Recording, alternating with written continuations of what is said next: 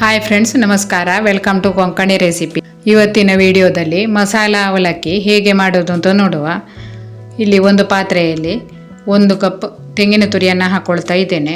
ದಿನಾಲು ಒಂದೇ ಥರದ ದೋಸೆ, ಇಡ್ಲಿ ಎಲ್ಲ ತಿಂದು ಬೇಜಾರು ಬಂದಿದ್ದರೆ ಕ್ವಿಕ್ಕಾಗಿ ಮಾಡುವಂತಹ ಈ ರೆಸಿಪಿಯನ್ನು ಟ್ರೈ ಮಾಡಿ. ತುಂಬಾ ರುಚಿಯಾಗಿ ಆಗ್ತದೆ.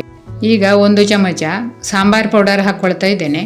ಇಲ್ಲಿ ಖಾರ ಸ್ವಲ್ಪ ಕಡಿಮೆ ಮಾಡ್ತಾ ಇರೋದು, ಹಾಗಾಗಿ 1 ಚಮಚ ಹಾಕಿಕೊಂಡಿದ್ದೇನೆ. ನೀವು 2 ಚಮಚ ಸಾಂಬಾರ್ ಪೌಡರ್ ಬೇಕಿದ್ದರೂ ಹಾಕ್ಕೊಳ್ಬೋದು.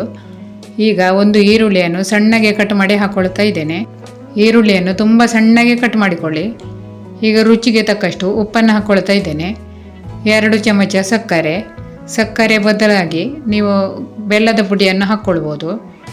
ಹಾಗೆ 2 ಚಮಚ ತೆಂಗಿನ ಎಣ್ಣೆಯನ್ನು ಹಾಕ್ಕೊಳ್ತಾ ಇದ್ದೇನೆ.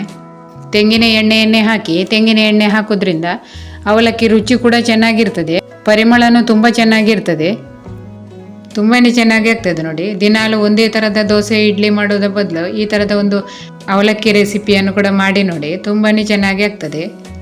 ಈಗ ಇದನ್ನು ಚೆನ್ನಾಗಿ ಮಿಕ್ಸ್ ಮಾಡ್ಕೊಳ್ಬೇಕು. ಹಾಗೆ ವಿಡಿಯೋ ಇಷ್ಟ ಆದರೆ ಒಂದು ಲೈಕ್ ಮಾಡೋದನ್ನು ಮಾತ್ರ ಮರಿಬೇಡಿ. ಈಗ ಇದಕ್ಕೆ 2 ಕಪ್ ಆಗುವಷ್ಟು ಅವಲಕ್ಕಿಯನ್ನು ಹಾಕ್ಕೊಳ್ತಾ ಇದ್ದೇನೆ. 4 ಜನರಿಗೆ ಆಗುವಷ್ಟು ಅವಲಕ್ಕಿ ಮಾಡೋದು, ಹಾಗಾಗಿ 2 ಕಪ್ ಅವಲಕ್ಕಿ ಹಾಕ್ಕೊಂಡಿದ್ದೇನೆ. ಪೇಪರ್ ಅವಲಕ್ಕಿ ಇದು.